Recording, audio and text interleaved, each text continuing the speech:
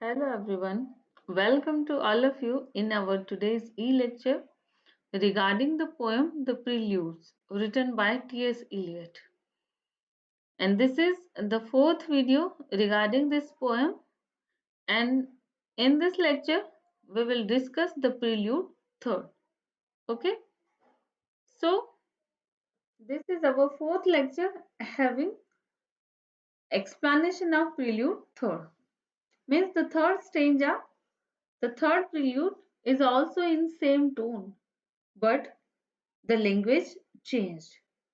Okay, so before we start the prelude third, here just have a look on some general introduction about the prelude. Okay, so this is general intro of prelude third.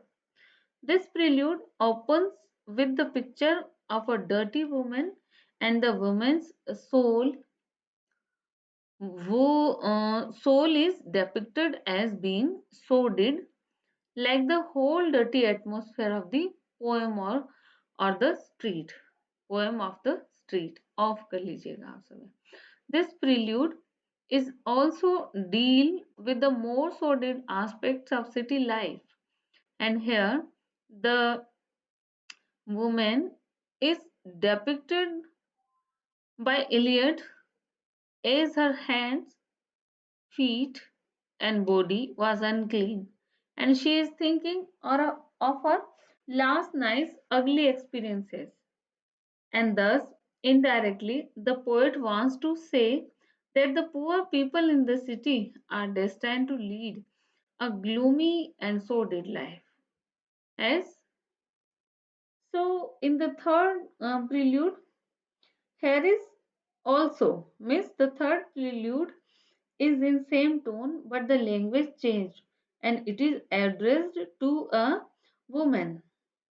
The striking similarity between the woman and the street is drawn here by T.S. Eliot, and the difference is that only woman is aware of her exploitation, but the street is ignorant. So this is a fine depiction of as means a gloomy atmosphere, and gloomy atmosphere also experienced by a woman in that kind of streets. So this is prelude third, and here start the prelude third, and it's line by line explanation. And this is the first extract of prelude third. So get start. You tossed the blanket from the bed. Here you means here T.S. Eliot addresses the unclean woman as you. She is uh, rising from the bed and remembering her last night's experiences. So here he started as you tossed the blanket from the bed and you lay upon your back and waited. You dozed and watched the nights revealing the thousands sordid images of which your soul was constituted, and they flickered against the ceiling. And when all the world came back and the light crept between the shutters, and you heard the sparrows in the gutters. So, in these lines, you refers to a woman. Here, a woman is means here is a picture of unclean woman, and the woman's soul is depicted as being sordid, like the whole dirty atmosphere of the poem or the street. Means here a woman is compared with a dirty atmosphere of the street. So this prelude is also deal with the more sordid aspect of city life, As he says in the first line, you tossed the blanket from the bed. Means this prelude opens with the picture of dirty woman, and perhaps she went to bed without taking a bath at night. As next he says, her feet, her hands also unclean. So her hands, feet, and body was unclean, and she awakens.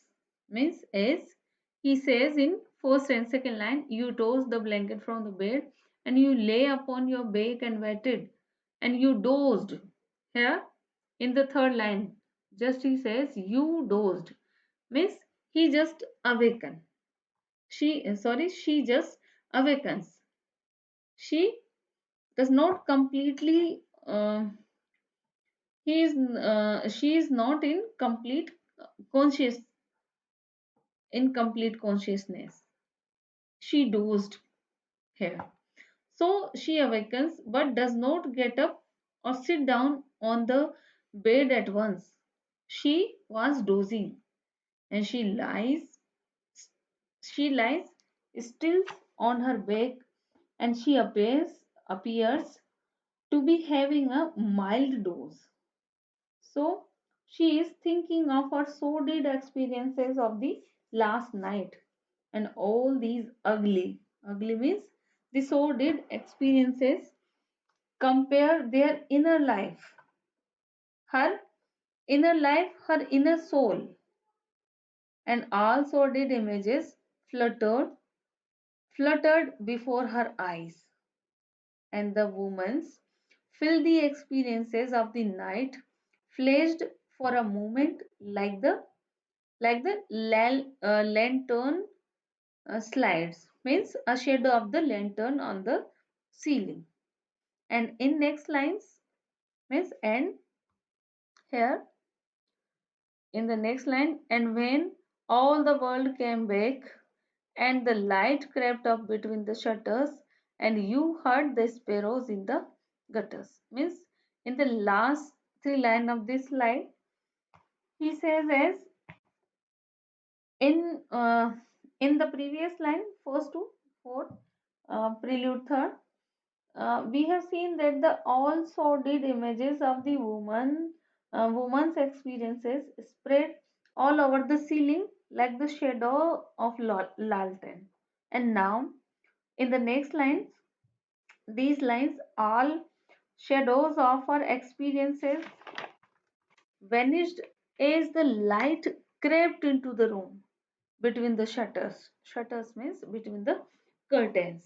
Means when the light comes into her room between the shutters, his her dreams, her all shadows of her last night's experiences vanished because of the light come into the room of woman between the shutters, and the sound of the sparrows brawling in the gutters come into the ears of the unclean woman, and it breaks her thinking of last night's ugly experiences. And now a strange image of the street comes to the mind of woman, and maybe this image can't be imagined by the street itself, because here why why the images which the woman have, maybe the street can't it these images can't be imagined by the street itself, because here there is in these lines we have the striking similarity between the woman and the street is drawn here by T.S. Eliot, and the differences is that only woman is aware of his exploitation, but the street is ignorant. So here poet says that the all these kind of experiences, all these kind of images that flutters before the eyes of a woman on his on her ceiling, just woman can uh, aware of her exploitation, but the street is still ignorant. The street can't be imagined, can't be imagined like a woman as she imagines his last night's ugly experiences. So here T.S. Eliot compares the unclean woman with the street.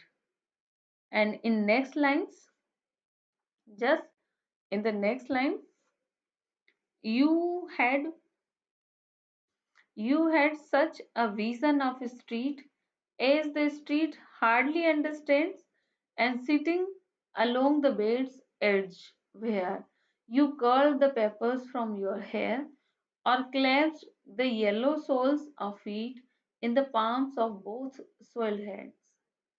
And these are the next lines of Prelude Third. And in these lines, the unclean woman imagine, imagines the street as a woman like herself, and now she sits up on the edge of her bed and curls the paper from her hair, and she holds yellow sole of her feet with the palms of both her dirty hands, and she looks outside towards the street, and she thinks of the street is like a unclean woman stretched on her back and passively enduring the pressures of men mounted on her. And in this way, she imagines a street like the unclean woman, and all these images suggest weariness and toil. And thus, in the preludes, the purpose of poet is to show the images of stinking city streets, and he depicts the tired and depressed people leading the dirty life in these kind of streets. So indirectly he wants to say that the poor people in the city are destined to lead a gloomy and sordid life. So dear student, this is our third video, and in this video the here poet lays the striking similarity between woman and street. Here he compares woman and street. In this way, a lady herself imagines street like unclean woman, and all these images suggest the weariness and toil. Means he depicts the tired and depressed people leading the dirty life. Dirty life means all the people living these kind of atmosphere. So here T.S. Eliot presents the characters dragged from the poverty and gross sexuality, as we see in the Prelude Third, and here is a depiction of unclean woman given by T.S. Eliot. I hope all of you better understand the meaning of lines which include in Prelude Third. And this is the explanation of Prelude Third, dear students.